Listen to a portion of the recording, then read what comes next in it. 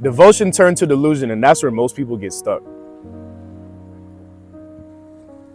Most people run from heartbreak, but I turned mine into poetry and I let it haunt me one last time. Even if you never heard my devotion series, I still want you to hear the heart behind it.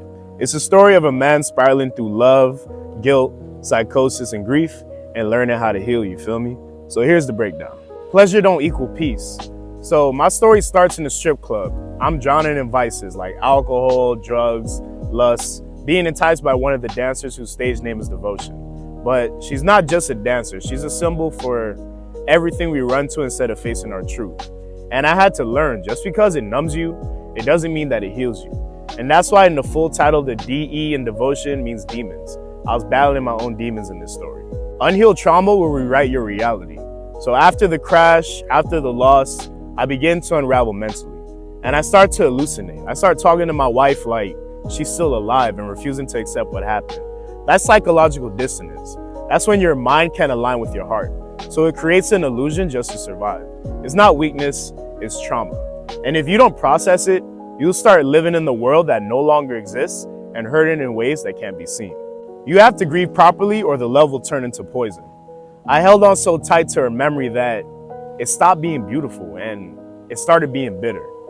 The very love that gave me peace became a prison, and that taught me grief is not about forgetting, but it's about learning how to carry what can't be changed. And if you don't, you start resenting the very thing that once brought you joy. Some love stories don't end with forever, but that doesn't make them fake, you know what I mean? That don't make them less valuable. Letting go doesn't erase what it was, but it just makes space for what it can be. Closure comes when you stop chasing the past and you start making peace with it. And at the end of the story, I see her not in a physical sense, but spiritually. She's peaceful and at rest. And in that moment, the weight just lifts off of me.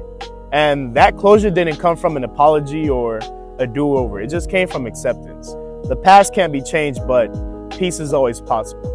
So if you ever felt haunted by a decision or you couldn't let go of someone you love too deeply to lose, devotion is for you, homie. It's poetry, it's pain, and it's also about peace. It's that mirror talk every day of the week. Pristine, not poison. Have a pristine day. Be easy.